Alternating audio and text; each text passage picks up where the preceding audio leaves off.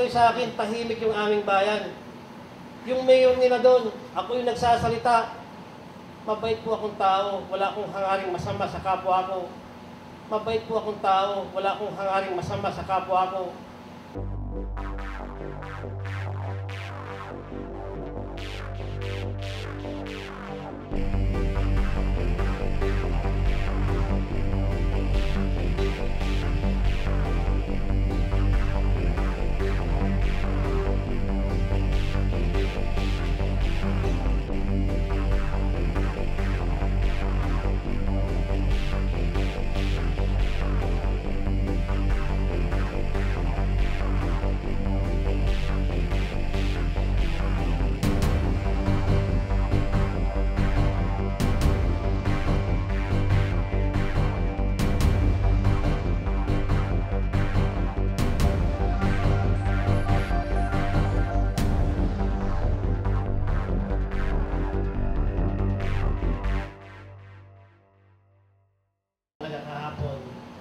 Nakita ko talaga yung mga kababayan ko, may maraming nag-abulido.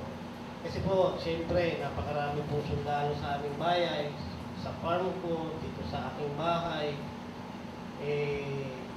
Tapos, pagkatapos na nga nilang umuwi yung mga tao, may nagsabi, naku si Mayor, dinala na sa krami, eto ganyan. Kaya, nung lumabas po ako pumunta po ako ng munisipyo, pagkaalis ng mga nag-search, umikot ako sa palengke, mayroong tumawag po sa akin, si Mari Junay.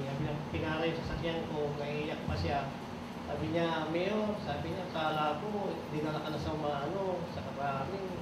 Dahil meron ka ng mga illegal na pa rin. Sabi ko, huwag kayong mag-alala. Si Mari, kako, dahil wala naman po akong mga illegal na tinago.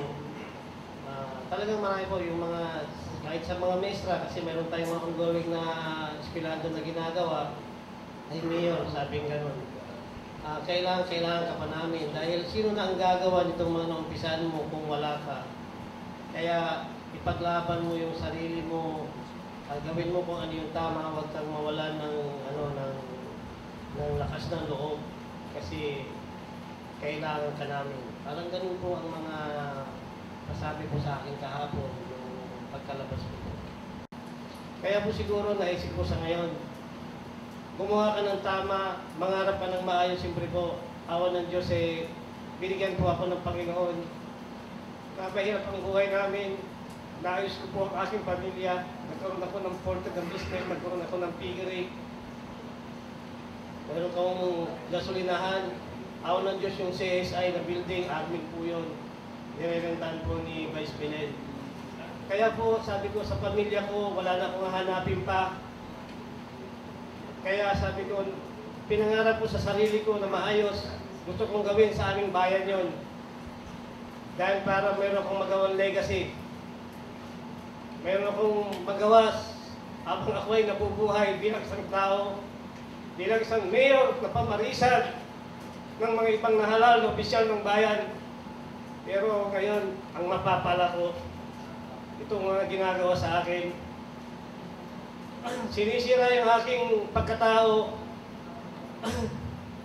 Dahil po, masasabi ko yan, dahil ultimo sa IG po, yung pinakamataas na intelligence dito sa ating bansa, yung IG. Kasi si Colonel Mike po, tinanong ko siya, taga-IG siya. Pinakamataas na po na intelligence sector yan dito sa ating PNP. Sila po ang nag-manage po ng raid kahapon. Biruin niyo po, ang nakalagay sa search warrant dyan, ang makalibre na mayroon ako, .203, machine gun, AK-47, sabi ko nga po, pang-giyero to At saka sa aming bayan po, sa totoo lang po, napakatahimik na bayan ngayon. Bakit kung sabihin nila sa ibang lugar, ang Orbistondo daw, parang Mindanao? Pumunta po kayo sa aking mga kapulisan. Sila po magsasabi, marami po kami mga bisita doon na taga-ibang baling lugar. Ayaw po nilang magpa-transfer. Gusto na raw po nila sa Orbistondo. Kasi po, bihira naman yung reklamo, nandun lang sila, masaya. Pero pagdating po sa labas, masama po yung imahe ng Orbistondo. Ay sana po, bayan nila yun, probinsya nila to. kaparte ng Pangasinan yan. Maniwala kayo sa akin, tahimik yung aming bayan. Yung mayor nila doon, ako yung nagsasalita. Mabait po akong tao, wala akong hangaring masama sa kapwa ko. Gumagawa po ako ng mabuti para sa kabutihan ng pamilya ko, pabutihan ng bayan. Kaya pasensya kayo kung bakit ko nasabi to. Ako'y nagpapasalamat sa inyo. Kung sa mga paliwanag ko sa inyo ay maniwala kayo sa akin, maraming salamat. Pero kung may doubt kayo o ano pa man yung nasa isip ninyo, nasa inyo po yan. Sabi ninyo ay tahimik po ang inyong bayan, sir. In fact, yung mga polis ayaw nga nila magpa-transfer. Curious lang po ako, bakit marami hong baril sa inyong bahay? Alam niyo po kasi sa totoo lang nung araw, iba ang Orbistondo. Marami naman sa inyo dito nakakakilala ng bayan namin. Nung araw talaga magulo yan. May mga pinatay dyan na kandida na politiko, barangay officials. Grabe talaga nung araw yan. Pero awan ng Diyos. Alam mo kasi, Mr. Manawis, ako ay nakiusap sa aking mga kababayan. Pagkaupo ko mo na mayor, ang sabi ko po sa kanila, sabi ko, Mr. Chief of Police, tumayo ka. Ang bagong Chief of Police namin is si Major Barberan. Ang sabi ko sa kanya, ang siga sa panahon na to ng aking administrasyon ay yung mga mabubuting tao. Yung mga loko, magreforma sila para matahimik, maging maayos, masaya ang ating bayan. Hindi ako nanakit, nakiusap ako. Totoo yan. Nung araw magulo, talaga napakaraming baril dyan. Bihira ang bahay na walang baril dyan. Aminin ko yan kasi totoo yan. Lahat ng politiko dyan, palagay ko lang meron sila dyan. Kasi magulo talaga nung aming bayan noon. Pero ngayon, awa ng Diyos, tumahimik ng gusto yung aming bayan. Umaayos pa. Sir, will you say na kayo po under your administration, doon nag-umpisa na mapatahimik po ang inyong bayan? At ano po ang formula na in-implement ninyo?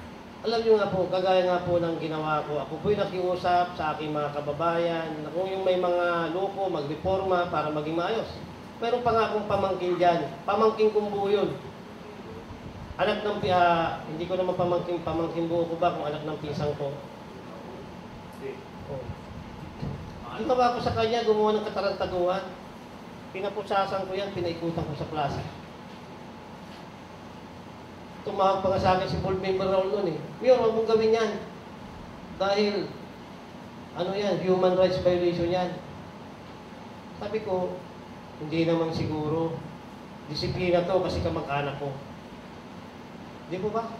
Dalawang kamag-anak ko yan. Yung mga nukulo sabi ko, mag-reforma kayo. Kung hindi, tatali kita sa platform. Pero mga kapamilya ko yun. Kasi siyempre, ang gawin mo yan, mag-umpisa ka sa bakuran mo. Pumunta ka lang sa ibang bakuran, tapos yung bakuran mo hindi manual.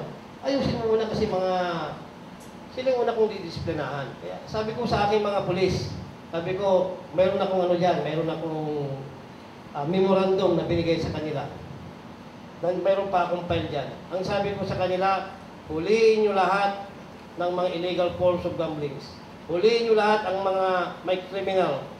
Lahat ng all forms of criminality ng Orbistondo. Kahit na mag-anak ko, kahit kapatid ko, huliin nyo. Kung ano yung batas, implemento nyo. Ganun po akong tao na manilbihan sa aking bayan. Sir, bago ko po ipasa microphone kay Uncle Tito, yung pong sinasabi that may mga ikinakadol daw kayo na siguro it's high time, sir, na may paliwanag din nyo ng mga killer doon sa inyong bayan. How to raise them, sir? Alam niyo po, yun nga po ang isang parting nakakayak eh. Kasi po, ilan po diyan sa inyo ang nakakapunta lagi sa aming bayan? Meron ba tayong, sa akin nga lang po, meron ba tayong mga sinasabi nila doon lang sa mga partsyon sa bahay ko? Nagkumplito lahat ng papilis ko. So, ito pa example ko na to. Ang dalawang police escort ko, Si Sergeant Nixon Palisok at saka si Sergeant Bacasio. Ang issue nilang baril doon sa PNP, doon sa kapulisan namin, Armalite at saka Importe. Hindi naman nila madadala sa sasakyan kasi masyadong mahaba. Mayroong 45 na minsan dinadala walang papel.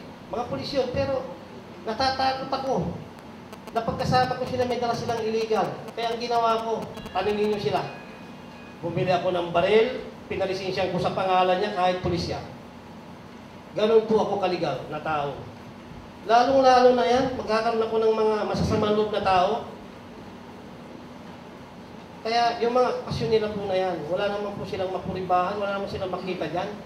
Kasi wala pong katotohanan yan. Sinisira lang po ang aking pangalan. Kaya ito nga po, mangangarap ba ako na magiging maayos ang bayan? Dumaan po ako sa pagsubok nung ako po ay bata pa. Pumunta ako ng Manila, ang una kong trabaho dyan, construction boy.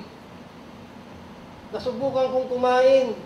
Ang plato ko po, takip ng kaldero. Yun na rin po ang aking kawali. Nasubukan kong umiyak. Doon sa luha ko, pumatak sa mga kanin na kinakain ko. Ako po'y nagsikap, nag-aral, self-supporting po ako. Kaya, wala po akong hangarin na masama na sa kahit kanino man. Lalo pa yung mga pinaparatang. Ito nga ho, mga high-powered po nandito. Panggira na po yung mga baril na to. Kaya, wala pong katotohanan mga yan. Dito sa Mayo. Okay. Maraming salamat po sa inyong mga nakakapagpagdamdaming mga paliwanag ngayon. Siya ho ang nagsalita. Tapos na ako magsalita, nasabi ko na yung mga salita ko. Tinumbok niya rin po yung mga sinabi ko. Alam niyo po ang sabi niya, sino nagsalita?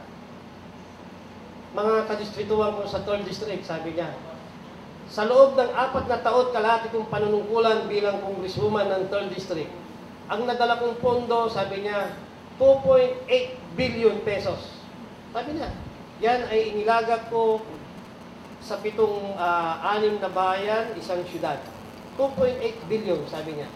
Bandang huli, nabigla lang ako nung sinabi sa akin. Sinabi niya sa publiko yun, at ako'y nangangarap, sabi niya, na magpatayo ng sing-ayos, sing-ganda na sports complex na ginawa ni Mayor Balolong dito sa bayan ng Urbistondo. Ang katanungan ko po ay dalawa. Dito sa mga pangyayaring ito, sir, to include yung raid, yung laban ninyo ni Treasurer, and others. At a scale of 10, may nabawas po ba sa inyong popularity, personality, capacity? Number 2 po, may nauna ba sa isip po ninyo, sir, na suspect sa mga o nag-orchestrate ng mga ganitong parang political mentita, sir? Actually po, talagang yung bang, siyempre, nalulumural ka talaga sa mga ganong sitwasyon. Pero sa aking mga kababayan, marami nagtitik sa akin kahit sa Amerika, mababasa yung text nila. Sabi niya, magpakatatag kami yun. Sabi niya. Kasi